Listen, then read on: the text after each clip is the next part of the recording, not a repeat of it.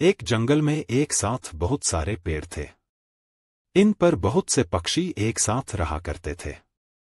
एक दिन एक बूढ़ा गिद्ध वहां आया और पक्षियों से बोला कि क्या मैं आप सबके साथ रह सकता हूँ? क्योंकि अब मैं बहुत बूढ़ा हो गया हूँ, इसलिए अब मेरा परिवार मुझे अपने साथ नहीं रखता। मैं वायदा करता हूँ कि मैं यहाँ रहकर आप सबके बच्चों की रक्षा करूंगा। मेरे रहते कोई भी जानवर आपको और आपके बच्चों को छू भी नहीं सकता। ये सुनकर सभी पक्षियों ने आपस में बातचीत करके और बूढ़े गिद्ध की आयु को देखते हुए गिद्ध को वहां रहने की इजाजत दे दी। वे अपने हिस्से के भोजन में से भी कुछ भोजन उसे खाने को दे देते, ताकि गिद्ध को खाना लेने के लिए कहीं बाहर ना जाना पड़े। अपनी इतनी सेवा होते देखकर बूढ़े गिद्ध को बहुत अच्छा लगता था।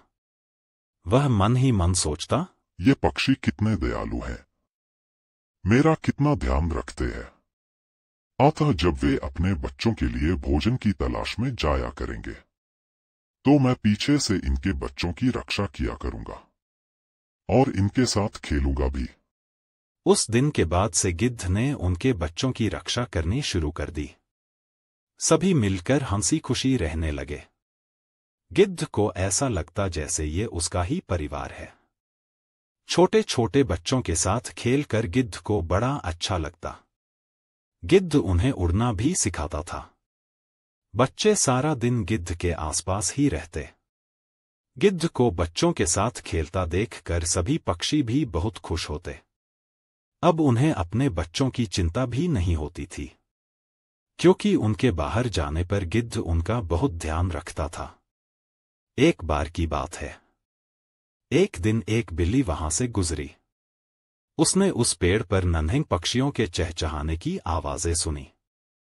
उसने सोचा, अरे वाह, यहाँ तो मुझे कुछ छोटे व ताजा पक्षियों के बच्चे खाने को मिल सकते हैं। आज तो लगता है मेरी दावत हो गई है। लेकिन तभी उसे देखकर पक्षियों के नन्हे बच्चे डर के मारे जोर जोर से चिल्लाने लगे। बूढ़ा गिद्ध नींद से उठा और बोला, कौन है? बिल्ली गिद्ध की आवाज सुनते ही पहले तो डर गई। फिर उसने सोचा कि यहां थोड़ी युक्ति से काम लेना पड़ेगा। वह बोली, सुप्रभात श्रीमान, मैं सोना बिल्ली हूँ।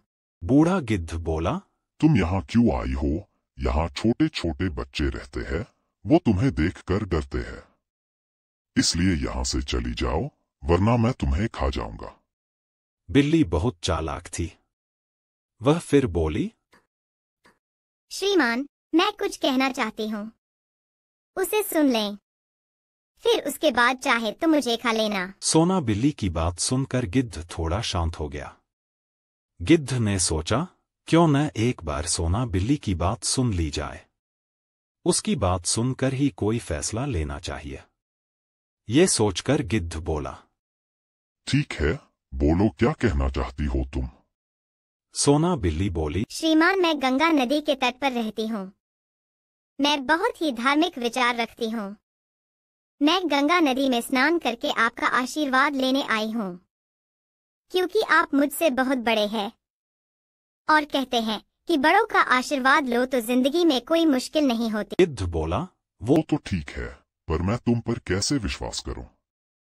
तुम मांस खाने वाली प्राणी हो और यहाँ नन्हे नन्हे पक्षी रहते हैं। इसलिए जाओ, भाग जाओ तुम यहाँ से। बिल्ली ने उत्तर दिया, श्रीमान, मेरा विश्वास कीजिए, मैंने जानवरों का मांस खाना छोड़ दिया है। मेरा घर गंगा नदी के किनारे है और वहाँ चारों ओर हरियाली है और ढेर सारी हरी वनस्पति है। मैं केवल हरी सब्जियाँ और फल खाकर ही अपना पेट भरती हूँ। बस मैं तो यहाँ कुछ दिन के लिए घूमने आई हूँ। कृपया मुझे कुछ दिन के लिए यहाँ रहने की इजाजत दे, ताकि कुछ दिन मैं आप जैसे अनुभवी जीव के पास रहकर कुछ सीख सकूं। सोना बिल्ली इसी तरह काफी देर तक गिद्ध से चिकनी चुपड़ी बातें करती रही। आखिरकार बूढ़ा गिद्ध उसकी बातों में आ गया। उसने उस पर दया खाकर वहां रहने की इजाजत दे दी। कुछ दिन तो सब कुछ सही सलामत चलता रहा। बिल्ली काफी देर तक गिद्ध के पास बैठकर उनके उपदेश सुनती। बिल्ली सबके सामने तो अच्छा होने का नाटक करती, किंतु बिल्ली अपने ऊपर ज्यादा दिन तक काबू नहीं रख सकी।